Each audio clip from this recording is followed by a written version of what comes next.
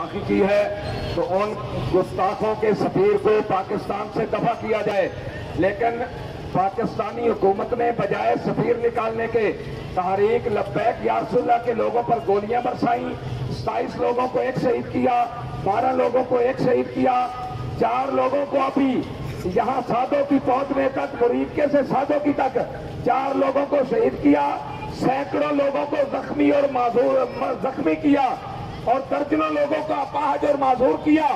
تو میں یہ کہنا چاہتا ہوں کہ پاکستان کی عوام اب سڑکوں پہ آ جائے، ظلم کی انتہا ہو چکی ہے، ایمان کا تقاضا یہ ہے کہ اب گھروں میں بیٹھنا غیرت کا تقاضا نہیں ہے۔ سب لوگ اٹھو، اس کارواں کے ساتھ شامل ہو جاؤ۔ یہ ناموس رسالت کارواں ہے، یہ عزت رسول کارواں ہے، یہ اپنے نبی سے وفا کا کارواں ہے، اس کے ساتھ شامل ہو جائیں۔ ہم انشاءاللہ العزیز اسلام آباد جائیں گے، یہ قافلہ رکے گا نہیں، نہ تمہارے چیلنج سے، نہ تمہاری گولیوں کی بوچھار سے، نہ تمہارے ظلم و تشدد سے کوئی چیز بھی اس قافلے کا راستہ روک نہیں سکتی۔ اے عاشقان رسول، صرف کھڑے ہو کر دیکھو ہی نہیں، پتہ نہیں زندگی کب ختم ہو جانی ہے۔ اٹھو،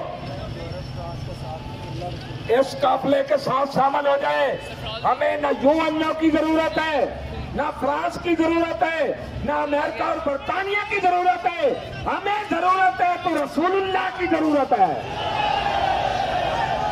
ہمیں ضرورت ہے تو اپنے آقا کریم کی نگاہ کرم کی ضرورت ہے۔ ہم کچھ بھی برداشت کر سکتے ہیں، لیکن ختم نبوت اور ناموس رسالت پر حملہ ہو تو ہم کبھی برداشت کر سکتے نہیں۔ اس لیے میں ان حکمرانوں سے بھی کہوں گا کہ ہوش کے ناخن لیں، آپ نے ابھی اور کتنی گولیاں برسانی ہے، کتنے لوگوں کو شہید کرنا ہے۔ ہم تو اسی نبی کے نام کے لیے جا رہے ہیں، اس نبی کی عزت کے لیے جا رہے ہیں جن کا کلمہ تم بھی پڑھتے ہو، پھر میں کیوں نہ کہوں اور تم پر میرے آقا کی عنایت نہ سہی۔ اور منکر و کلمہ پڑھانے کا بھی احسان گیا، منکر و کلمہ پڑھانے کا بھی احسان گیا۔